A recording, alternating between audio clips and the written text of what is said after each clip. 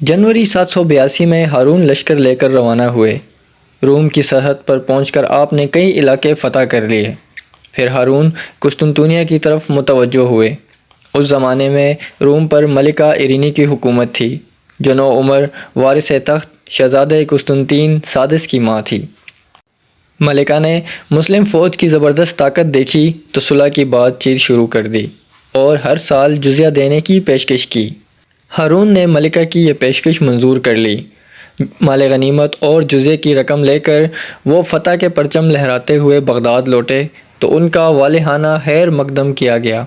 فضا تکبیر کے نعروں سے گونج رہی تھی، لوگ فاتح لشکر پر پھول برسا رہے تھے۔ ہارون کے والد خلیفہ مہدی اپنے بڑے بیٹے موسیٰ، جن کا لقب ہادی تھا، ان کو ولی عہد نامزد کر چکے تھے۔ چنانچہ فروری 783 میں انہوں نے ہارون کو ولی عہد ثانی نامزد کر دیا، اور اس موقع پر انہوں نے ہارون کو رشید کا لقب بھی دیا۔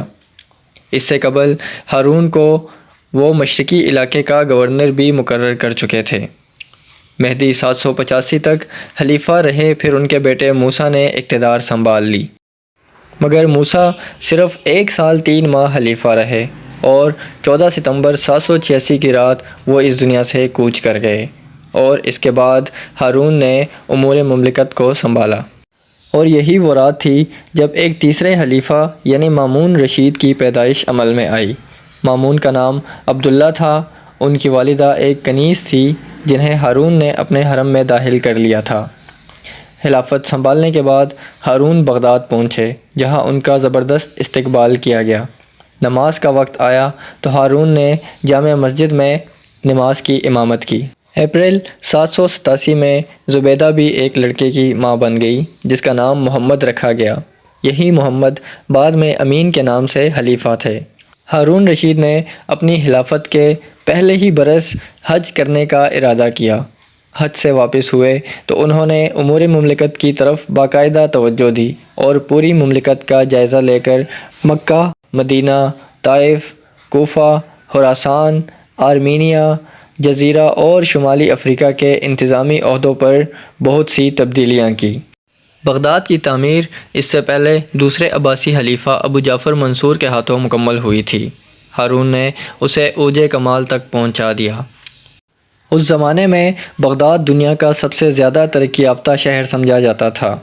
ہارون نے بحر روم کے ساحل اور روم کی سرحد پر کئی شہر اور قلعے تعمیر کروائے اور بہت سے پل اور نہریں بنوائی گئی۔ ان تمام اصلاحات کے لیے ایک خاص محکمہ قائم کیا گیا۔ موسم گرما کے دوران بغداد میں شدید گرمی پڑتی تھی، چنانچہ ہارون رشید نے موسم گرما کا صدر مقام مدینہ النجار کے نام سے بنوایا، لیکن یہ بغداد سے بہت دور تھا، چنانچہ انہوں نے اپنے والد کے بنوائے ہوئے شہر رافقہ پر توجہ دی۔ ہارون رشید کا دور ایک سنہری دور تھا۔ ان کے دور میں خراج کی آمدنی سب سے اہم تھی اور غیر مسلموں پر ٹیکس فی کس 14 سے 18 درہم سالانہ تھا۔ تاہم غیر مسلموں میں معذور افراد، بچوں اور عورتوں پر یہ ٹیکس معاف تھا۔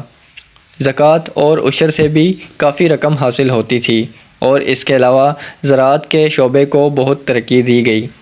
لوہا، تانبا بڑی مقدار میں خراسان میں پایا جاتا تھا، چنانچہ یہاں کے باشندے برتن، ساز و سامان، آلات اور اسلحہ بنانے میں ماہر تھے۔ شام اور بصرہ کی طرح فارس کے باشندے بھی شیشہ سازی کی صنعت میں کمال رکھتے تھے۔ انہیں سونے کے زیورات پر نقاشی اور زیورات میں خوبصورت تصویریں بنانے کی مہارت حاصل تھی۔ اس کے علاوہ مصر اور چین سے آنے والے لوگوں کی بدولت یہاں کاغذ سازی کا فن بھی پہنچ چکا تھا۔ مصر میں تجارتی اور جنگی جہاز اور کشتیاں بنانے کی صنعت عروج پر تھی۔ طب کے شعبے میں بھی زبردست ترقی ہوئی تھی۔ خراسان اور آرمینیہ والوں کو پردے اور فرش سازی میں غیر معمولی مہارت حاصل تھی۔ شام میں اعلیٰ قسم کا ریشم تیار ہوتا تھا۔ کوفہ میں باریک اون بنتا تھا، جس کا نام ہی کوفیہ پڑ گیا تھا۔ ہارون رشید کی حکومت اور پڑوس کی مشرقی حکومتوں شاہ چین، ہند، ترکستان اور روم وغیرہ کے درمیان تجارتی تعلقات قائم تھے۔ شام، فلسطین اور مصر کے تجارتی تعلقات بحری راستے سے جنوبی یورپ سے قائم تھے۔ راستے محفوظ ہونے اور سہولتیں میسر آنے کی وجہ سے تجارت کو کمال کی ترقی حاصل ہوئی۔ اس ترقی میں ڈاک نے بھی قابل ذکر کردار ادا کیا۔ ہارون کے دور میں محکمہ ڈاک کو بہت ترقی دی گئی۔